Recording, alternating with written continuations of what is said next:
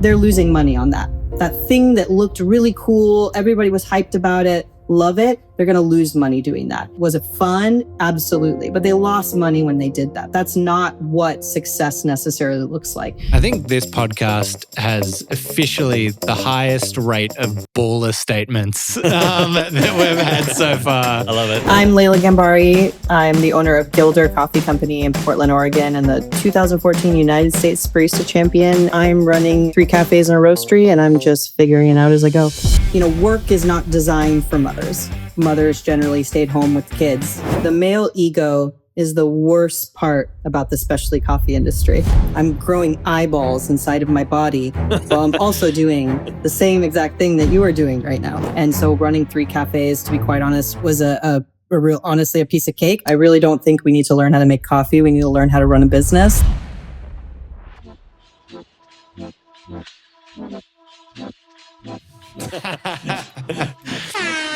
There you go. Oh, that was loud in the ears. Sorry, I should have checked that. So sorry. Just kicking it off early.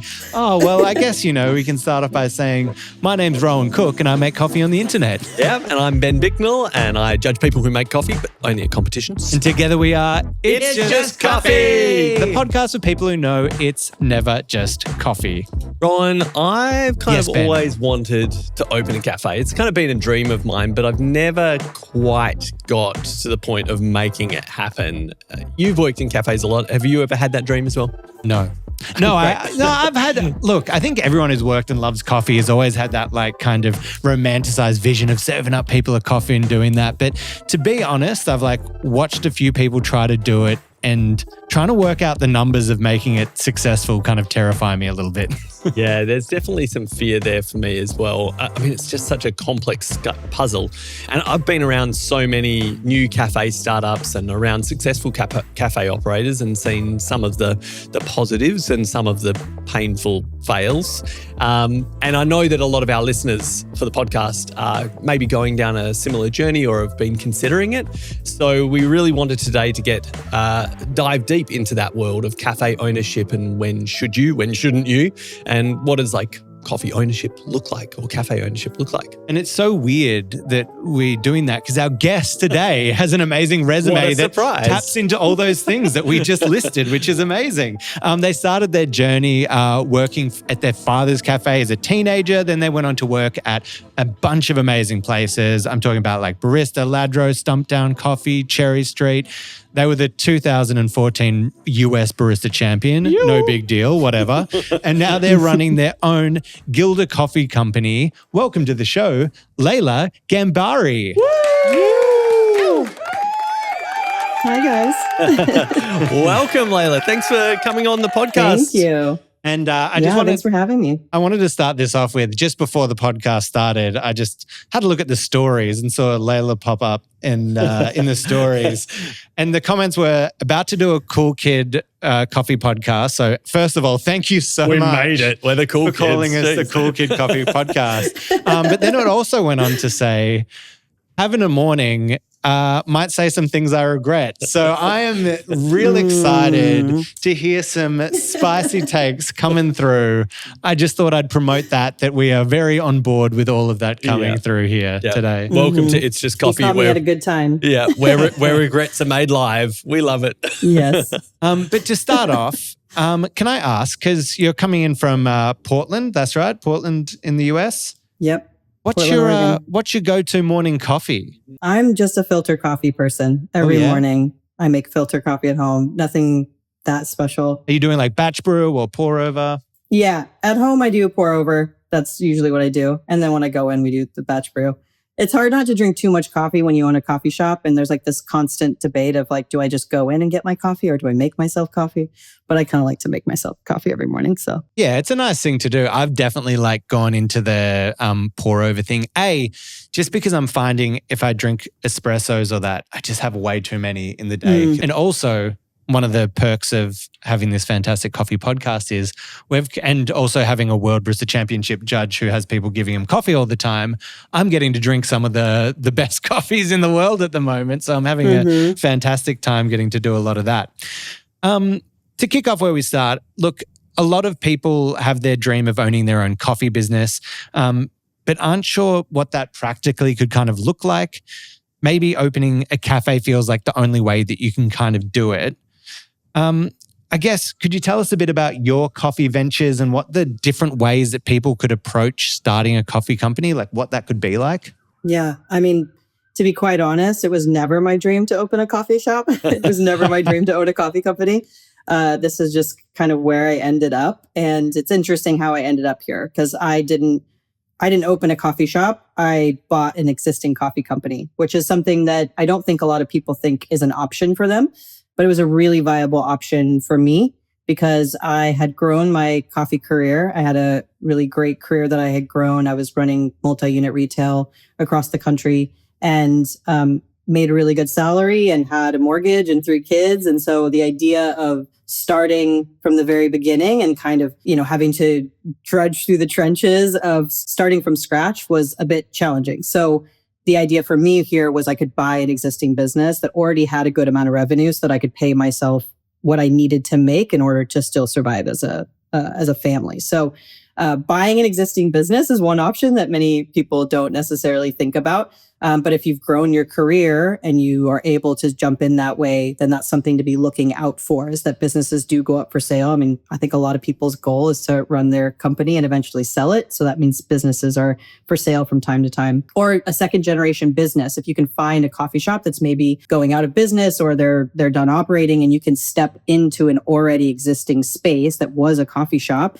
it's going to have a much lower startup cost in that situation. So those are kind of jumping in to it. But for the most part, I mean, there's a lot of different ways for people to start a coffee business before opening up a coffee shop necessarily. There's lots of different ways for roasting coffee and things like that before you're actually starting a coffee shop. That's really cool. I haven't thought about, I don't see a lot of people looking at like buying the company, or it feels like something that you'd be doing if you were an already existing larger company acquiring like a coffee company or a roastery or that kind of thing. And there's also major benefits to doing it that way. There's major benefits to doing it that way from the standpoint of, at least in the US, we have the SBA, the Small Business Association, and they're more likely to lend money if there's revenue attached to the business already.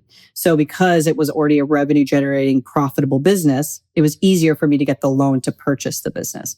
So it's a similar loan that I would have taken out to start something new.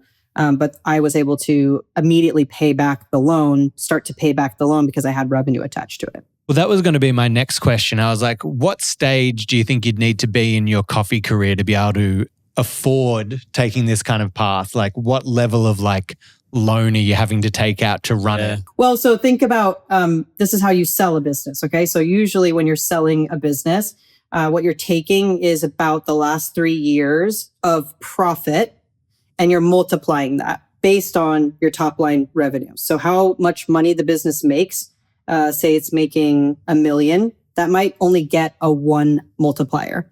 So then you take your profit, which for a lot of coffee shops might be very, very minimal, if any, and you're multiplying that by 1.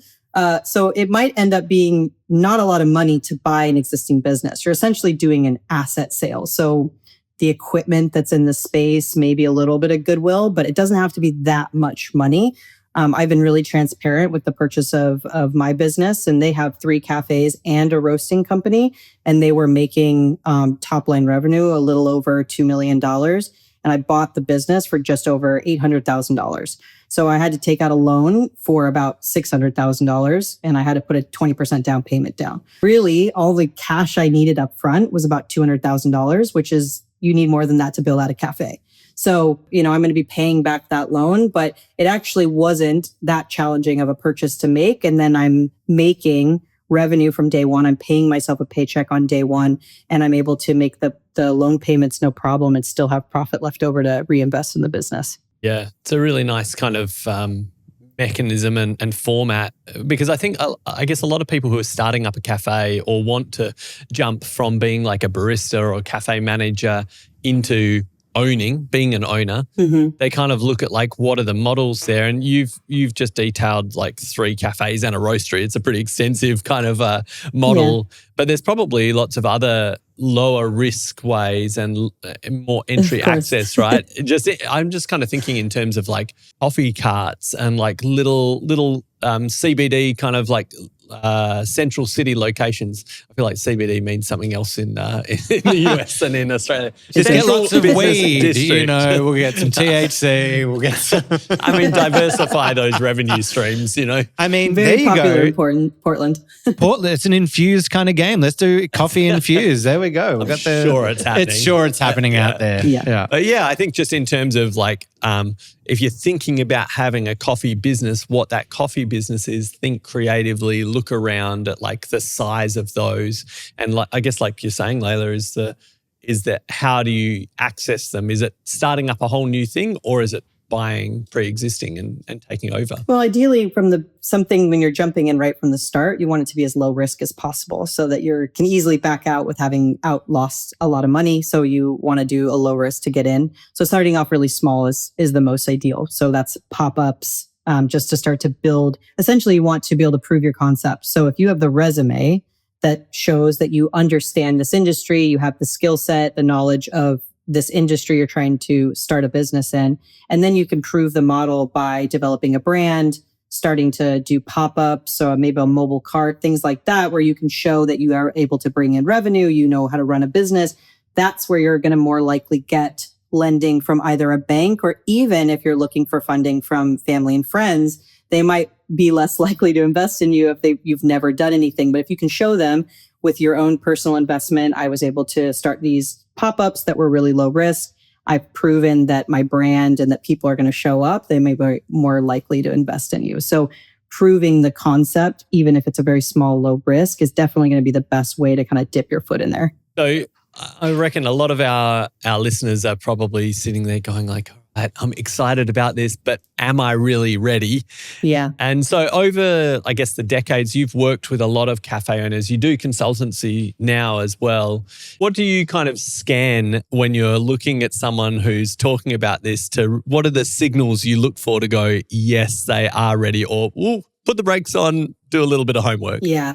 Well, I'll be quite honest, like, none of us really know what we're doing. We're all kind of figuring it out as we go. So I don't think that there's any sort of like, you have to know this or you have to have done this in order to start your own business. I, most of the time, have no idea what I'm doing. I get letters in the mail all the time from the government and I'm like, I don't know. And I ask a few questions. I call somebody because I just have no idea. And these are very big, important things. So you don't need to know exactly what you're doing. But what I look for when I talk with someone, I've done a lot of consulting. And when someone shows that they have the grit and the understanding of the amount of work they're about to walk into, then I'm like, yeah, you've got this.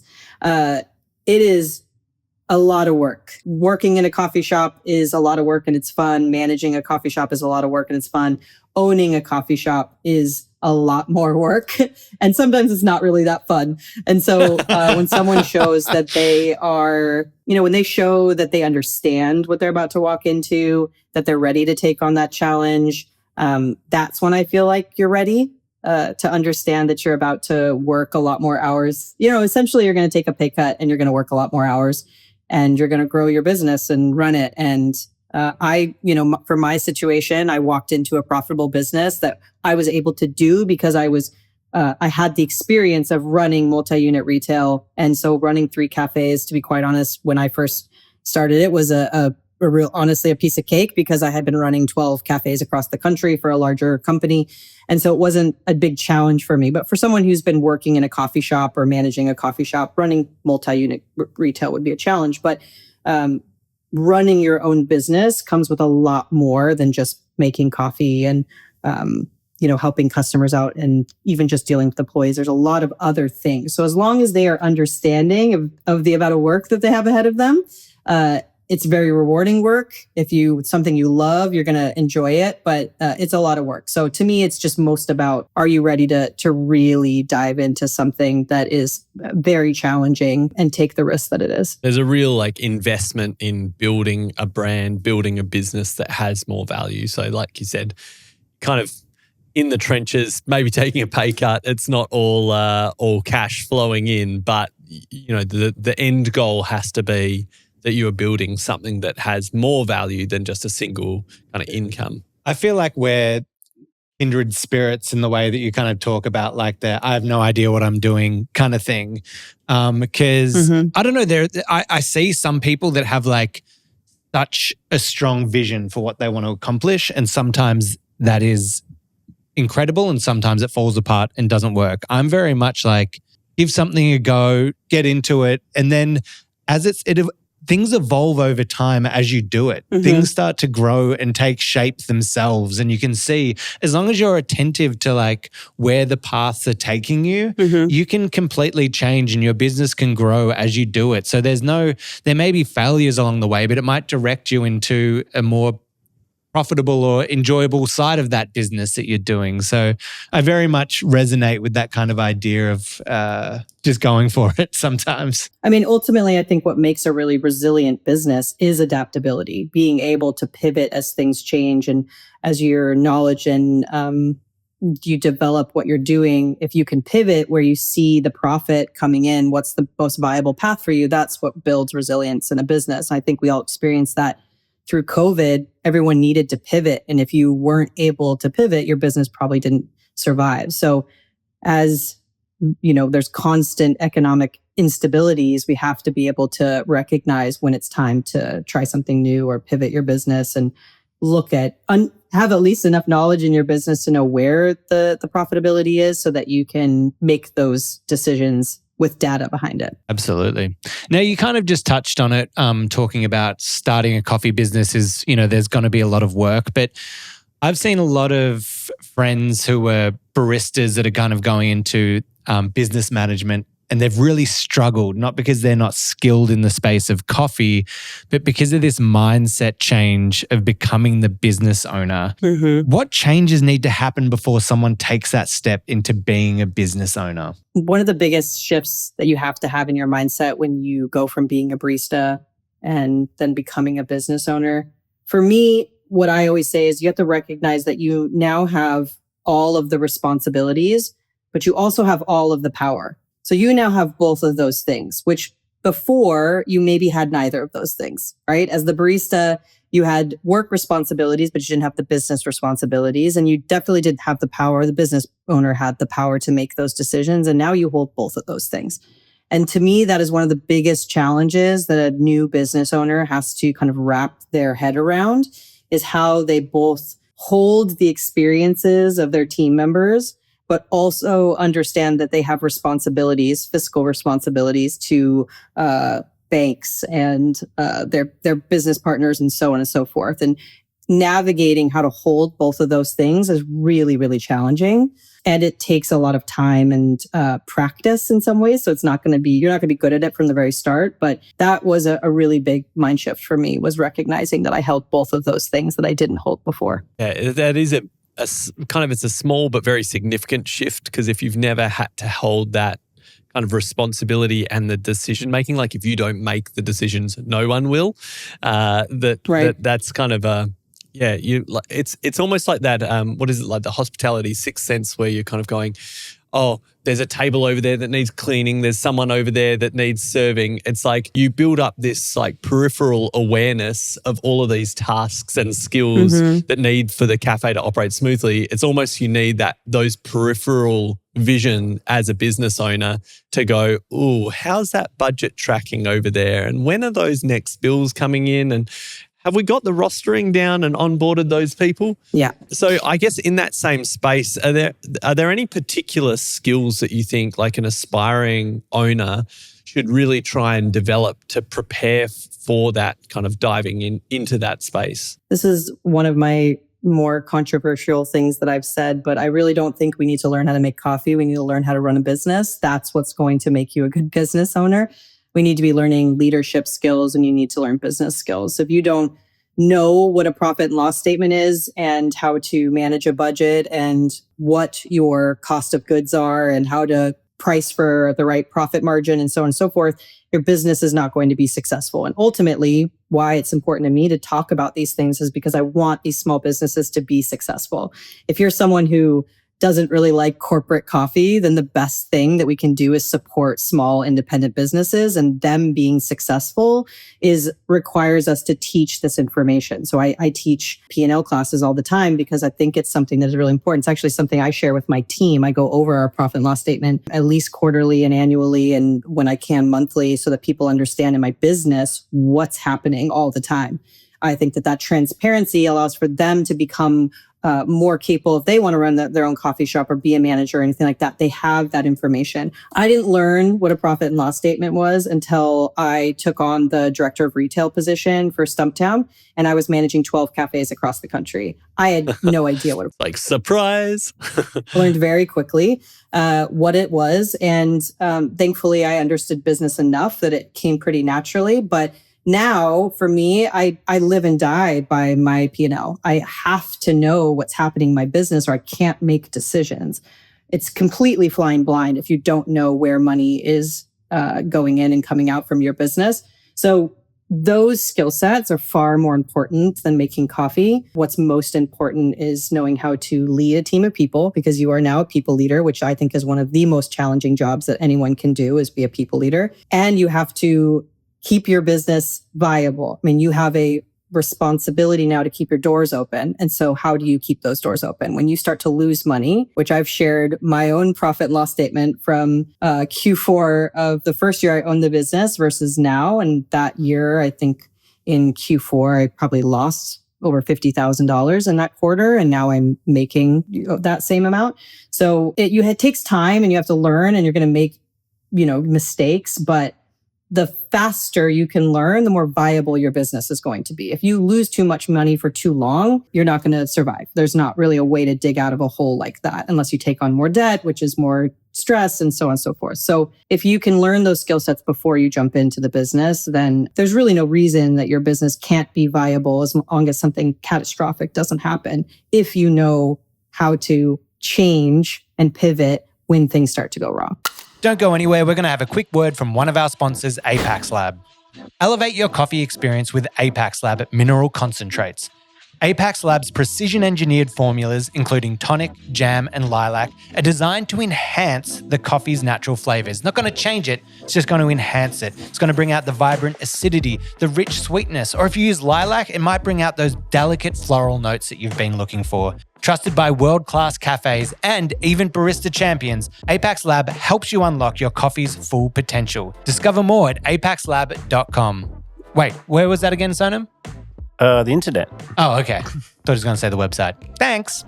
We put so much effort into our espresso, dosing, distributing, tamping, weighing. But then in so many cases, a cafe will just take whatever milk they happen to have available and throw it in and call it a day. I know, and milk actually makes up 70% of all coffees ordered. So you could argue that great milk is just as important as great coffee. Definitely could argue that. Oh, I couldn't, I did. Our great sponsors of the podcast, Riverina Fresh, have a milk that is made for coffee specifically, and it's used by some of the best cafes around the country and, in fact, World Barista Champion. Yeah, this gold range that they actually have here was designed alongside a World Barista Champion to be richer and more indulgent to pair perfectly with coffee. If you want to check it out, they are doing a sweet deal for Australian-based cafes, and you can get a free trial. That's exactly right. You can get a free trial straight to your door. Just head to riverinafresh.com.au and see if your cafe is eligible. And why wouldn't you? Serve up the same milk as World Barista Champions. I mean, in Australia, you can see there are a bunch of places really popular places where it feels like they've never learned how to budget or do any of that. And 3 years in, this amazing place is all of a sudden declaring bankruptcy and can't pay anyone, and they're backlogged on all these taxes that they never paid, or worse, employees they've never paid with superannuation or a 401k as it would be over there. This is maybe one of the things that frustrates me the most. Maybe not frustrates me, but why I don't. For me, comparison is a total killer when it comes to business. If you're looking what other people are doing to make your decisions, then you're looking in the wrong space. Oftentimes, I'll see something online that I'm like, wow, that looks so cool. It's getting so much hype. I love that. And when I really sit down and think about it, because I've done this enough that I can look at what someone else is doing and probably do some mental math and know what's actually going on, I'm like, they're losing money on that. That thing that looked really cool, everybody was hyped about it, love it, they're going to lose money doing that. Was it good vibes? Was it fun? Absolutely. But they lost money when they did that. That's not what success necessarily looks like. When you walk past a coffee shop that is full on a Tuesday, I'm like, that coffee shop knows what it's doing. That coffee shop probably is making money. And no one's talking about it online because they've been there forever and they're just doing their thing and they've created their systems and they make money. And that's what's exciting to me. I'm not inspired by cool kids stuff necessarily unless it's making them money. If it's making them money, then I want to jump on board and I want to do exactly what they're doing. But it's very unlikely that they are unless they learn the business. Because sometimes I'll go into a shop and I'll see them doing, a 16-ounce ceremonial matcha with cold foam and all these garnishes on top of it. And there's 5-6 baristas behind the counter and they charge me, $7 to $9. And I'm just like, not profitable. This isn't profitable. I know how much this matcha costs. I know how much those employees cost. This isn't profitable. Unless there's a line out the door around the block all day long, this is not going to be profitable unless they're charging the right amount for it. So, again, I want people to be successful. I want baristas to eventually open their own coffee shop and be successful and not just not go under, but to actually be able to pay themselves and have a viable path for a future for themselves. Now, what do you think about, I've seen some videos, if we're talking about hype stuff, it's just like, is it in New York? It's just basically like an iced coffee out of a gold tap. And they're just like throwing them out the door. There's so many going. I think they're like $10 a thing. I'm like, now that looks like it makes money. Yeah. Pulling a lever on a tap and getting $10 and passing it across. I'm like literally turning like pulling a beer of coffee, just like get out as many as you can and charge as much as you can. That's the stuff we should all be replicating. Yeah. And like these conversations are so important because they are what is underpinning like the sustainability of our cafe industry and our cafe community, which in turn, it's not that any one segment of our industry is more important than the other, but if that part of the supply chain and that part of the industry isn't strong, then baristas don't have good employment, prospects. They don't have good career pathways. Roasters don't have, reliable kind of markets to sell to. So it's like, that I guess what you're saying there, Laila, is the skills around like, monetary kind of awareness, fiscal responsibility, leadership.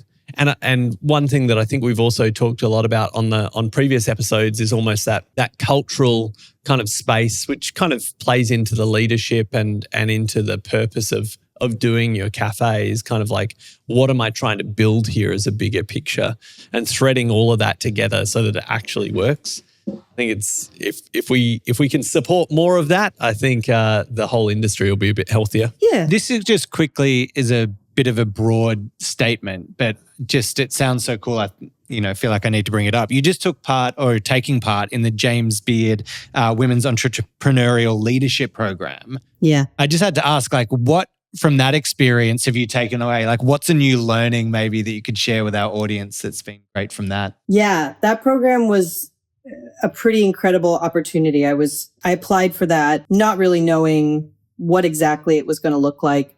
And when I got into it, I was completely blown away. But I got the amazing opportunity to learn alongside about 20 other women in food and beverage. There was mostly restaurant owners, but there was a chocolate company, a wine company.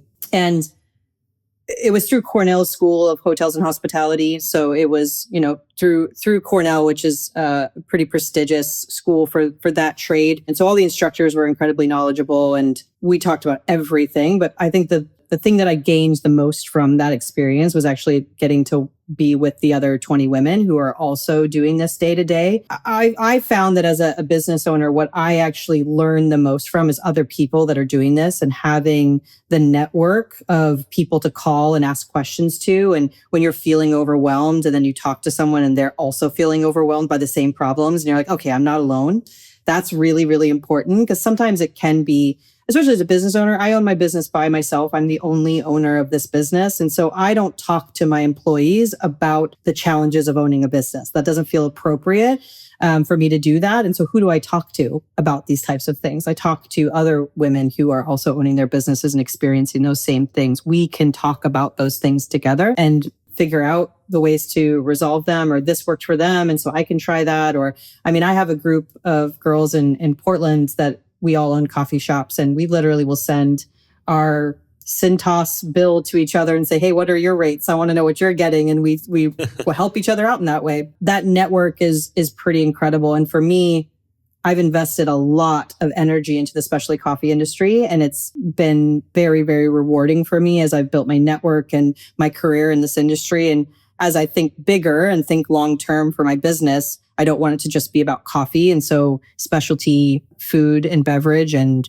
bars and restaurants, those are the things that I want to start to tap into. And being connected with the James Beard Foundation is a great way to do that. So I definitely see this as sort of the next steps in growing my long-term career and business. That's really cool. I mean, it's so great to be seeing coffee and coffee entrepreneurs like yourself being brought into like that James Beard kind of world, because I know historically that's been more of a restaurant and bar focused thing. And finally, coffee and coffee pros are making it up into the big leagues, you know. It does feel very validating for sure. Yeah, I think wasn't it as well that we saw, was it Onyx also got nominated for one of their awards for like a bar award, and it was one of the first times that a coffee place had been included in kind of that bar ring. Yeah, they just won. Yeah, they won or were nominated for Best Bar, or they're one of the nominees for Best Bar, which is, you know, a unique definition of bar. I think we think of bar as a cocktail bar or something like that, but a coffee bar, I mean, we define it that same way. And so they were brought into that. Ultimately, James Beard Awards are nomination based. And so I don't know that we were nominating ourselves. I mean, maybe we all should be nominating, you know, coffee shops. But on that Onyx Cafe is one of the most beautiful. I mean, it just won top cafe by the 100 best cafes. I mean, it's an absolutely stunning bar. So rightfully so that's the one that gets in there for the first time. That's awesome. So I just want to kind of duck back to, I guess, touching on, you talked about how you'd bought into this business, how you'd bought Gilder and the financial structure of that, which is great to share. But there's lots of different ways to fund and structure a coffee business or a cafe business, right? What are some of the kind of smarter and maybe some of the more risky ways you've seen in funding? And I mean, love this. Let's get creative. Let's get creative out here, people. I'm not saying take out the third mortgage and like be... No, but I think this is the thing where most young people would be stumped and it all feels like too much. So I think this is a great thing to dive into. Well, I think it's because access to capital and cash is tough for a lot of baristas, you know, and especially, I mean, it depends what size of business you're looking at purchasing or starting. You know, the numbers can be really big, and so you can go out and get loans. You can form partnerships as well, and I know you've had different experiences with that. So I was wondering if you could maybe, for the listeners, map out what do those different pathways look like. I actually wrote an article in Barista Magazine all about different capital fundings and the different pathways, and interviewed a bunch of different people in coffee and how they got funding for their business.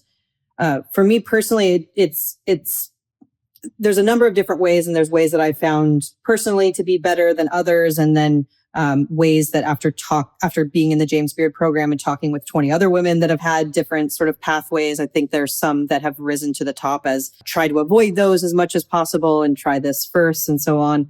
I'm a big advocate for getting bank loans. I think that that's what banks are there for. And so getting loans is the most ideal. If you can get friends and family money first, that's the best path. And when you have no strings attached necessarily from other than a return on the investment, you set up some sort of, you know, you're going to get a 5% return, whatever the situation might be. When you don't have a bank or someone that you're required to make certain loans and you can get it from friends and family, that's really the best case scenario. So if your family's willing to invest in you and help you out, that is, to me, the best place to start. It can be weird to be involved with family, so I'm not saying let them be an owner of your business necessarily, but if they're willing to give you a loan that is have a lawyer set up an actual system and make sure it's documented loan and not just kind of under the table. But that's kind of a great way to get started if you have that option. Then there's bank loans. Interest rates really depend on whether or not you can do that. But for the most part, those are a great way of going about it. There's obviously partnerships, and this is actually where I found to be the ones that I would actually avoid as much as possible. They are one way of doing it, but if you don't need a partner, so if you need a partner, like you want to start a roasting company, but you're not the roaster. And so the roasters, you have somebody who's going to be the roaster and you're going to be the cafe side of it or something like that, where you're really a partnership. When I've spoken with all of the women that were in the course, I've gone to some financial literacy courses now. I've gone to 2 different financial literacy courses where other women that have grown their businesses, they all say, every single one of them has said to me, try and not move into the dilutive. So dilutive as in your ownership. So I have 100% ownership of my business. I would be diluting my ownership in exchange for money. To avoid that as long as you possibly can. That is what I would highly recommend, because you're the one doing all the work. You're the one who is running it and making the decisions. When you start to dilute that with other ownership, then you're giving up that, you're giving up all of the power, you're giving up the decision making to someone else. So again, there's lots of different paths and it's not true for everybody, but that for me is my goal personally. My goal is to retain 100% ownership of my business until I sell it. That's really important to me, because I think that if I'm the one that built this and did everything, then I'm the one that should have the benefits at the end. I think this podcast has officially the highest rate of baller statements that we've had so far. I love it. It's just like, if I'm not having 100%, I'm out. I don't want no cool kid shit unless it's making money. Like, these are just banger after banger. This is incredible.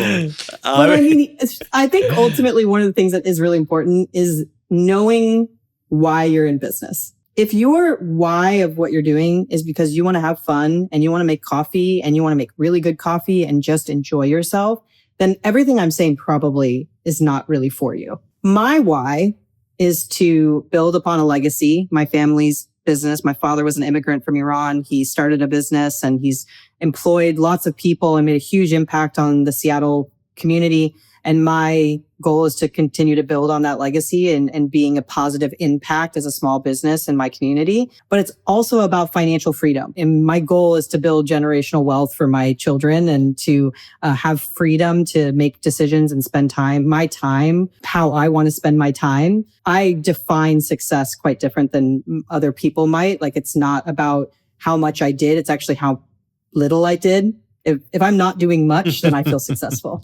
So those are the things, like, that's how I define my why, is that I want to work really hard and then sell it and enjoy the money that I made from working really hard by spending time with my family and investing that money so that my children are set up for success and so on and so forth. So it does matter what your long-term goals are when you make these decisions. Absolutely. But I think all the advice that's coming through is still helpful, regardless of where you are, of how to start that journey, depending on what your why is as the business owner. And that, obviously, if you're going to a point, if you're looking for loans, you need to have your why of why you're doing it already locked and loaded and ready to go. Yeah. I'm taking advice here of I'm successful by how little I do is what I need to live by. I start feeling tagline. I still start feeling guilt as soon as I have spare time or doing that. It's I tell you what, having a child makes it a lot easier, because that spare time to go and see them makes it a lot easier. But that's true. Some great words of wisdom. I would say. And correct me if I'm wrong, I feel like you're someone that would believe this. You probably learn more from your failures than you do from your successes. Is there anything along your way, any mistakes that you really felt like you learned a lot from? I don't know that I've made any mistakes yet. No, I'm just joking. I've made mistakes, but not... I learn from other people's mistakes. I really keep an eye on things and I watch what other people do and I try and learn from other people's mistakes. Or I had the opportunity to also make mistakes on other people's dollar. I worked for other companies and I made some mistakes there, but it wasn't my responsibility. It wasn't my money I made those mistakes on.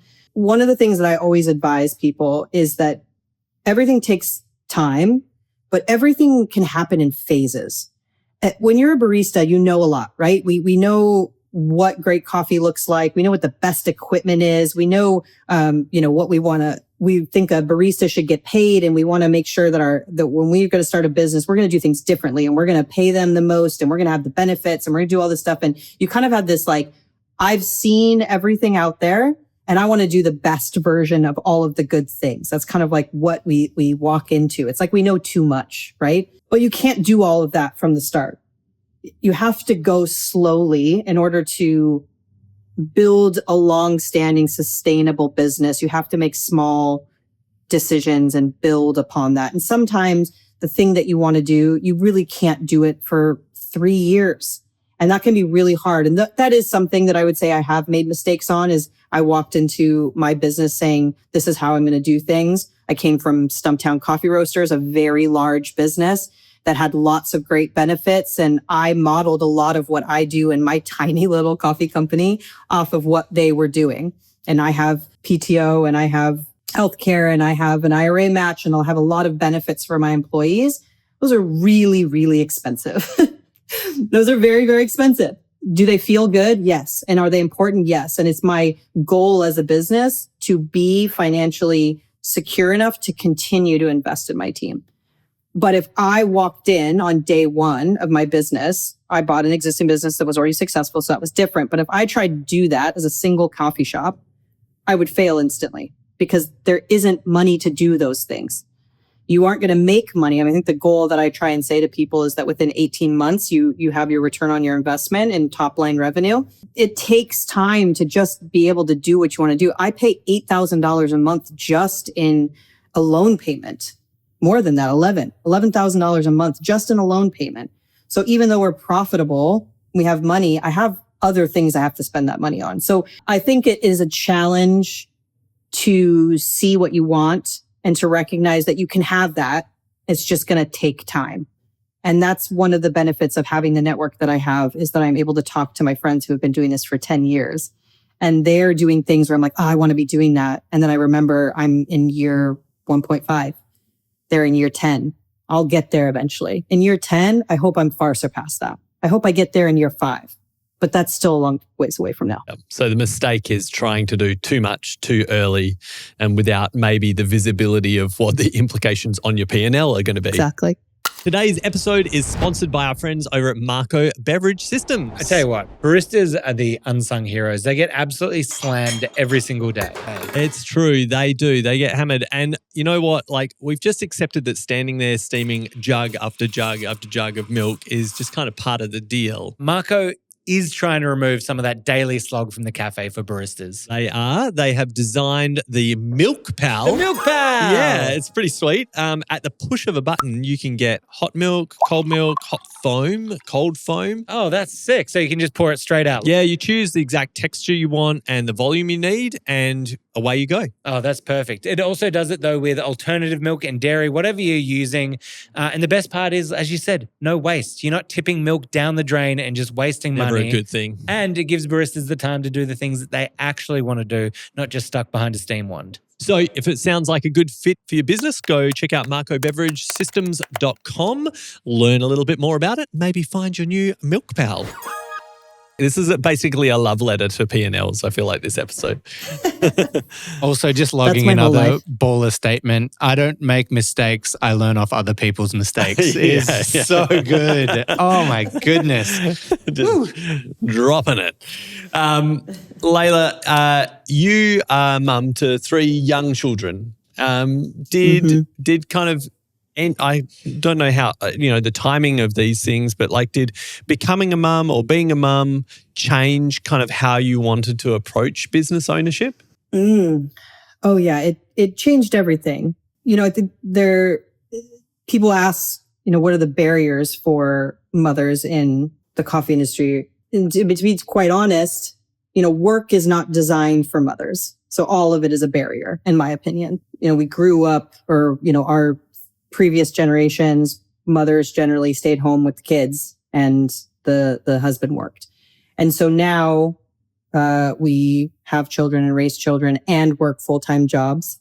as a woman that's has children and am growing my business and my career, honestly, it's a superpower. Like I feel so outrageously strong all the time. And I have a right to feel that way. I remember when I was at Stumptown and I had 2 children when I was there, and I would sit in conference room with my peers and other directors and VPs and so on and so forth, and look around, and mostly men in these positions. And I would just, hear what they're doing, and I would say what I'm doing and so on. And I would remember, wow, I'm growing a brainstem right now. I'm growing eyeballs inside of my body while I'm also doing the same exact thing that you are doing right now. And my body is changing. I'm uncomfortable. I'm not sleeping. I'm going to grow this human, and then I'm going to recover from that. And then I'm going to feed that human for the next year or so on. And I'm going to have to still do the same job that they're doing as well. Right. And so it's really, really hard to be successful and grow your career and be a business owner as a woman. And if you want to have children as well, I could talk about the challenges all day long because it is incredibly hard. And it is not saying this as if fathers don't have challenges as well, but I would say majority women are the primary parent, right? I grew the child, I feed the child. There's a lot of things that I have to do, right? I'm the one that grew the child and I'm feeding the child and so on. But we're also the primary parent in making all the appointments and buying their clothes. And my brain is constantly thinking about the children. I'm the CEO of my business. I'm the CEO of my family. I'm constantly bird's eye view of what is going on and who's going to be affected. And if I do this, it's going to affect this, and who's going to be in charge of that, and how do I do that? And so there's a lot of the unseen things that are happening when you're going through. I've had 3 children, and so essentially there's a year of growing a child and the year of at least postpartum, and so it's like 6 years of the majority of growing my career. I was completely consumed by something else. And yet here I am. I'm still a business owner. I'm still doing this. And I did all of that as well. Damn straight. I think people oftentimes get defensive in these situations and think it's discrediting. I'm not discrediting anybody else. I'm simply saying what my experience is and the experiences of lots of women. And it's no fault of anyone's, but I think it is really important to recognize that is what's happening. That is what the experiences are like for a lot of women. Pumping at work is its own thing. That's really challenging.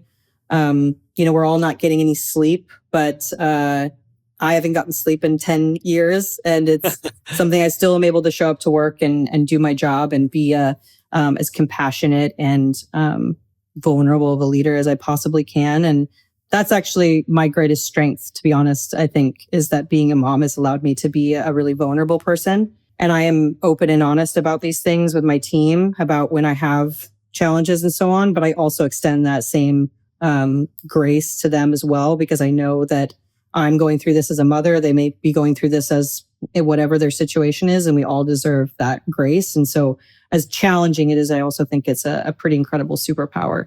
So, sorry, just go off on a bit of a tangent there. But no, it's amazing. And thanks for sharing that. I mean, I think this is the insight and the perspectives that we often don't talk about or don't share. And if we want to have a more, collective future here in coffee, it is about like accommodating and understanding and like, I don't know, just building our own perspective about what the experience of being a business owner, being a worker in different contexts for different people are. Mm-hmm. And you kind of pointed it out, I think, about what, as you said, your measure of success is like how little you do.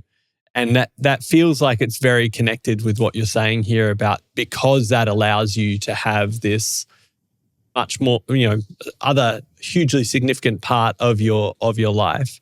Yeah. And did that change for you? Like, did you always see business ownership as defined by that? Like, you're really effective when you're working less but having great results? Like before you had kids? Because I know personally, I think, we've talked about this. I struggle with that. I kind of probably came through the mentality of like, you got to hustle, fill all of the hours in the day, make it as busy as possible. That's the signal that I'm really successful. No, I mean, for me, before I had kids, it was ultimately about, can I do my job in as little time as possible? And how do I make sure no one knows that I am doing it that quickly and that I'm that capable, to be honest? I would always say that I would create the systems in a business and make myself obsolete very quickly. The goal would be to set up systems so that the work is getting done and then eventually I'm not working very much. I've walked into many businesses that didn't have systems and processes in place, and then my job is to create those. And maybe for 18 months or so, I'm working really hard creating those systems and processes. And then once they're in place, it's about maintaining it, growing up future leaders for the company. And I'm not doing much of the day-to-day work anymore. And that's how you become a great leader, in my opinion, is you have to have the time and space to be, we say it all the time, it's you're not working in your business, you're working on your business. If I was working in the day-to-day of my business every day, it'd be very, very hard for me to grow it. But I've created a system where I've delegated the work to other people so that I can focus on growing the business, which results in more opportunities for my team, more benefits to the business so that I can reinvest that into the team. So it's all work towards the greater good in some way or another. But it just looks quite different. But I'm very good at multitasking, and I generally only do things I'm really good at. And so it just results in I think they say when you go to a hairdresser and they're brand new and it takes them an hour to cut your hair and you only pay $25.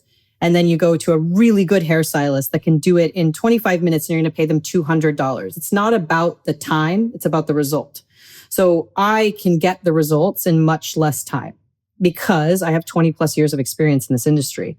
So I'm able to do the job that I need to do in as little time as possible. And I think that's kind of what we'd all like to be doing. So you're paying for the experience, not the time. Especially when you've worked in a creative field. That's a huge sales point when people go, why am I paying you this much for that much time work? And it's like, because there's 30 years of experience behind it. Exactly. Yeah, the only reason I can get here in that time and not, 10 times is from that experience. Mm-hmm. And so this kind of discussion that we're talking about where, like, as you mentioned, you're sitting in boardroom tables and around business tables with other people, and that's predominantly surrounded by kind of men. And I think disproportionately kind of men hold a lot of the ownership and leadership positions in the coffee industry. Yeah. How can we go about reducing or like removing barriers and kind of enabling kind of more women to take up those positions? I think that this is not just a coffee industry challenge. This is a societal issue. It's very political, to be quite honest. But in the US, it wasn't until the mid-70s that women could even get a credit card or a loan without having their husband co-sign on it. So we're not that far off since this was just unobtainable to women, right? So I think if we really look at like how much has happened in such a short period of time, we've made some big strides, and that's very exciting. And so I feel optimistic that as long as we continue to have these conversations, that we can make some of those changes over time. But it is a lot more of societal changes that would be required, not just industry decisions. But what is important to me is that I think representation really, really matters. And when a woman sees another woman be successful and that they are public and outspoken, that gives them courage and it gives them the belief that they can do it as well. And so that's one of the reasons I put myself out there. I don't enjoy doing this necessarily. I definitely put myself under a lot of pressure and leave myself open to be scrutinized in this situation. But it feels like a requirement for me to do this. I have these opportunities to speak on a podcast or be on a stage. And so I use those opportunities to communicate the experience that women are having. And I don't speak for everyone, but I do speak for my experience being like many women's experience. So I think ultimately we can't see more women in leadership until more women are in leadership, is just kind of how it is. I've actually sat in rooms and heard my boss or other people say, I see myself in him. That happens often. And so it can be a boys' club and people are put into positions because that's where they feel more comfortable. They'd rather have a man in that position and so on and so forth. So I would say I don't blame men. I don't think men are the problem. But if you know what the reality is and you choose to be ignorant to it, then you are a part of the problem. And so if you're one of those men that would rather see a man in the position of power because then you can go out and have a beer after this or that with each other, then you're perpetuating what are the barriers for women. So build awareness, kind of challenge your own biases, challenge your own thinking. That's kind of what I'm hearing is like the release a podcast with amazingly powerful women doing great things. put on the podium, put it up there if they want to. And I mean, obviously with you saying there, it's like, it's not your choice. You're kind of taking the responsibility to put yourself out there and do this, Thank you for that because it is, I've found this whole conversation incredibly inspiring from the whole point. So it's greatly appreciated and I'm sure our listeners will enjoy it as well. Good. So the final thing that we'll put out here is we've got a lot of listeners out there. We've got baristas, roasters, cafe owners, prosumers, and maybe they're sitting listening to this wondering, can I actually do this? For the final part of the podcast, could you give us just that little bit of advice? What would it be to the people listening in now? My final piece of advice, wholeheartedly, I have no idea what I'm doing. I really don't. Like it's wild to me that I own a coffee company and that I run a coffee company and that I have 25 employees and I'm currently building out 100 square feet coffee roasting facility. Like it blows my mind that I'm here and I'm capable of doing this. Don't let people tell you that you can't, including yourself. It's very easy to have a lot of self-doubt and not believe that you can do something. But I really think that if you are passionate about it and you are willing to put in the work, that this is actually not as challenging as a business to figure out. It's making coffee. It's just coffee, right? Like we're just making coffee. It's a delicious beverage that everybody loves. And so all of the things that every business owner talks about, the right location and finding the funding and, understanding your P&L, all of that stuff is required, right? So you have to learn those skill sets and you have to know those things. But in the end, we're all just figuring it out as we go. I didn't know how to do most anything I'm doing before I started doing it, but I believed I could figure it out. I believe I was capable of it. And so I am figuring it out. I constantly doubt myself. I constantly feel like I have no idea what I'm doing. I'm going to fail. And then I figure out how to be successful. So if you believe in yourself, you could probably do it. And I don't know. I really work with a lot of people that want to start coffee shops and they're just so passionate about it. I'm like, man, if you have that passion for it, you'll probably figure it out. And if it isn't successful, that's okay too. It's okay if it's not successful. It doesn't work out. It's not the end of the world. So, I don't know. It's hard to, in a perfect world, you have all of those things in place and you have the knowledge and the experience and all those things. But I see people do it with no experience and no knowledge and with no money all the time and they make it work. So there's no right answer. It's just whether or not you're willing to jump in and do it. I think you got to be a doer is the thing. Just go out and do. Don't go like, oh, but there's all these barriers. Just be like, do it. Yeah. My problem solving. My business partner, Sonam, is a big doer. We had this podcast coming up and it was 2 days ago and we had nowhere to film it. He was like, don't worry, I'll paint the entire back room and set it up. So this entire setup that you're looking at was done in all of one day. Because he's just a doer. So I think that's amazing. And it mirrors like that vibe of that Laila's just shared mirrors so much of what we heard with Colin Harmon as well. Oh, yeah. Where, Colin wrote his book about, running coffee shops and business, and he gave it to his staff to, do a pre-read, and they're reading it going like, wait, you didn't know what you were doing? It seemed like you knew what you were doing. He's like, no, I was just making it up as I went along. And I think that's great. If there's people like yourselves, Laila and Colin, and I'm sure many others who are going down that same thing of like, we're all figuring it out, we're problem solving it as we go, then that's kind of like reassurance. You don't have to know everything. Yeah. Absolutely. And if I can bring us back right to the start of the podcast where I mentioned that, you released a story that said, might say some things I regret. We're getting to the part of the podcast where it's time for an extra hot take with two sugars. This is where it could all fall apart, people. We've had such positive, uplifting commentary so far, and now, or have you already said the things that you might regret, or is this where we're coming to in the podcast? Yeah, I think we're coming to it. Please let us know, Laila. What is your hot take? My hot take is that the male ego is the worst part about the specialty coffee industry. I mean, I don't know where we should respond from this, but please explain more. I mean, it's a hot take, but I feel like it's probably spot on. Yeah, exactly. Please go on. As someone who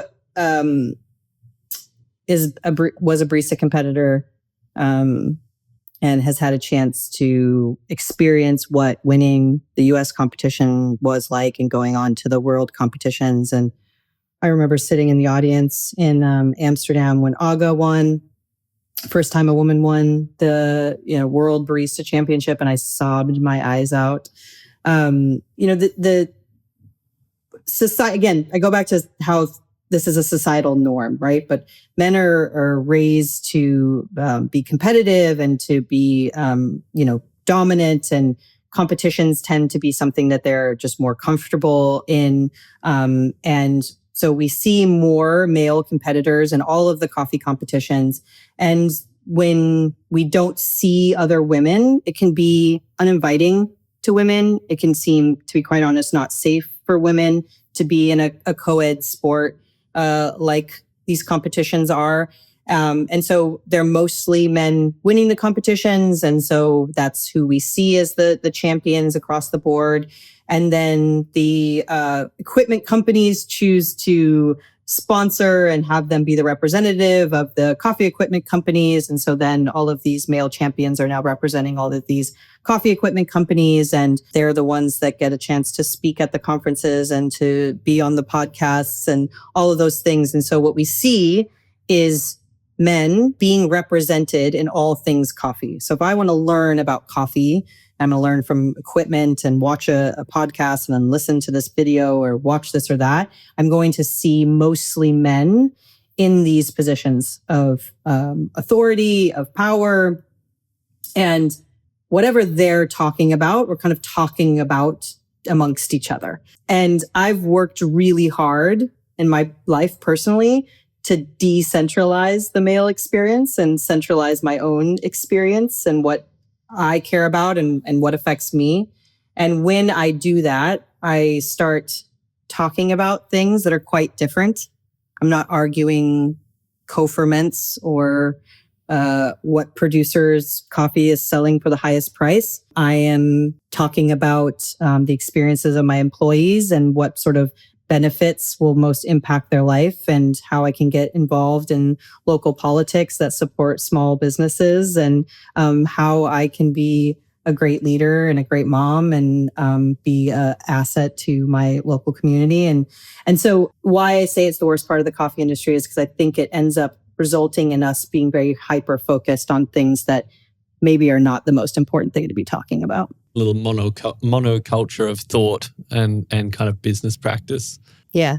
Yeah, I think that's super interesting. It does feel like there is that like long-standing kind of trickle-down effect of, even if it's starting at competition, just less voices being invited or wanting to be a part of that conversation even. And just the conversation being completely different. So, a lot of what's being talked about, you're like, oh, I don't really want to be a part of that. That doesn't sound great. Yeah. I definitely get what you're saying is like there's that, because of the systemic kind of dominance of kind of men within like these spokespeople and kind of leadership roles like we've been talking about, that then there's this kind of feedback loop into, well, that's how we test things, that's how we talk about things, that's how we build it. And I definitely hear you. Like when we don't have that diversity of approaches and thought, we end up getting just the same looking kind of results in terms of business and the way of doing business that might not be serving us all the best.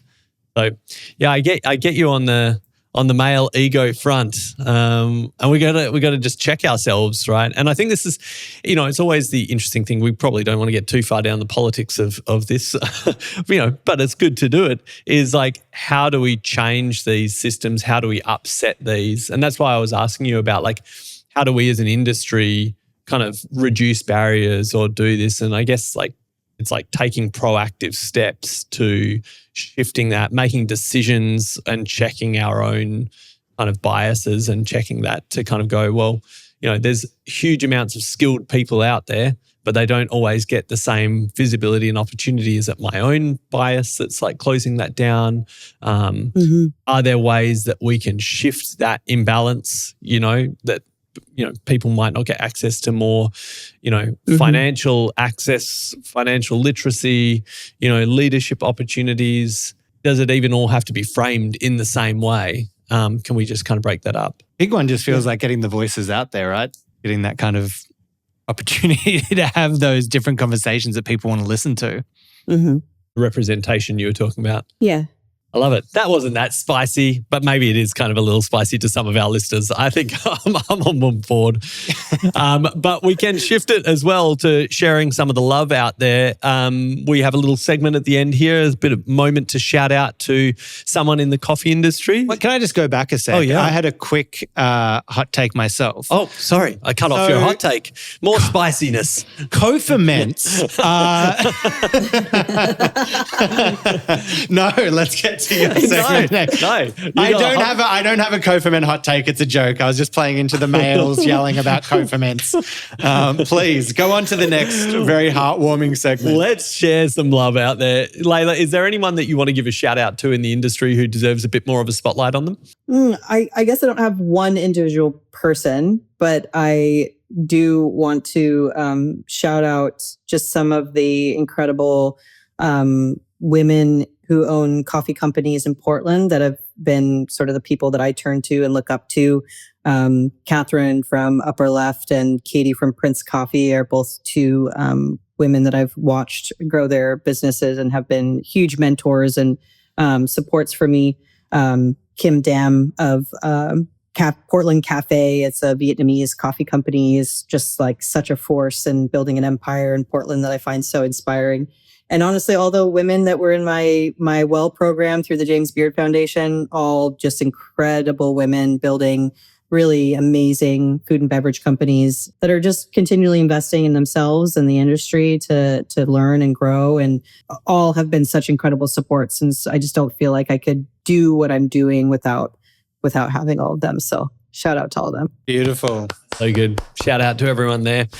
Oh, thank you so much, Laila, for taking the time to talk us through that. I'm fired up. I talked about maybe I have a dream of opening a cafe. Now I'm kind of like, I'm going to start a coffee business. I'm going to the bank straight after this. Actually, sorry, I'm going to my family and I'm going to try to scrounge some money off them. Yeah. That doesn't work. Then I'll go to a bank. Yeah. Our partners are like, business ownership. That sounds like a great idea. But I think as well, for any of the listeners who are tapping into this podcast, hopefully you've picked up heaps of valuable insights and ways of framing your thinking. But I was going to say, if there's anyone who's listening who is thinking of starting a cafe, right? You're on the precipice and you're about to do it. Drop us a line, because maybe we could follow along on the journey And it'd be great. Maybe we can tap Laila on the shoulder for a little bit of like, bring her in for some advice, bring in some other great kind of folks to help out. And we can kind of tell that story and share what it's really like. I was dropped in before the podcast on the way here. A friend of mine, a colleague who used to work with me, has just opened up her first little cafe, right? And it's a small place. And, you know, they're probably about 4 months in now, saying, yeah, we really need to figure out if we're making any money.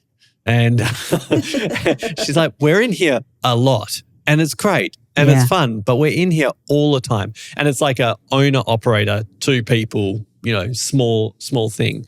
But I was like, well, do you want to come on the podcast and just like share exactly those conversations? Yeah. What's the cafe? Can we say? Are we not Well, yeah. This is a shout out to Peggy and Michael of Effie Cafe up in the leafy suburb of Tacoma, up near where I live in outside Melbourne, external Melbourne suburbs. Yeah, not Tacoma, Washington.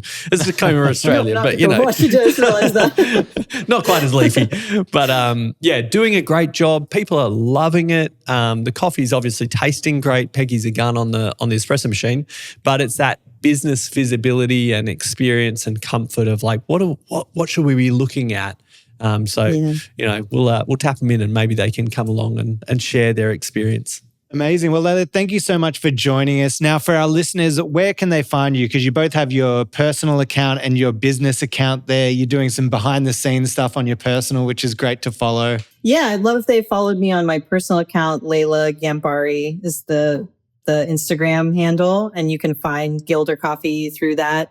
Gilder is based in Portland, Oregon. So if you're ever in Portland, come visit our cafes, or you can check us out on gildercoffee.com. Yeah, I share a lot of very honest, open business advice on my personal account. So you can check it out there. And so you've got the 3 Gilder cafes, correct? And then the roastery space? Yep, currently building out the roastery. Just started that literally this week, started build out, and 3 cafes. So if you're ever in Portland, the biggest tourist attraction in the city is Powell City of Books. It's the largest independent bookstore in the world, and we are inside of that. So most likely, if you come to Portland, you'll go check that out and you'll see us there. Amazing. Thank you so much for your time. Thank you for all of your advice. I'm sure there'll be a lot of people wanting to follow along and learn more for them to start their own coffee business journey.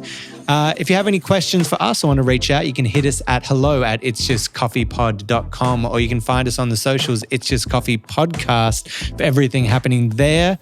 And, you know, before we came in today, Ben actually sent me a really beautiful text message. And I thought maybe you could read out what you wrote to me.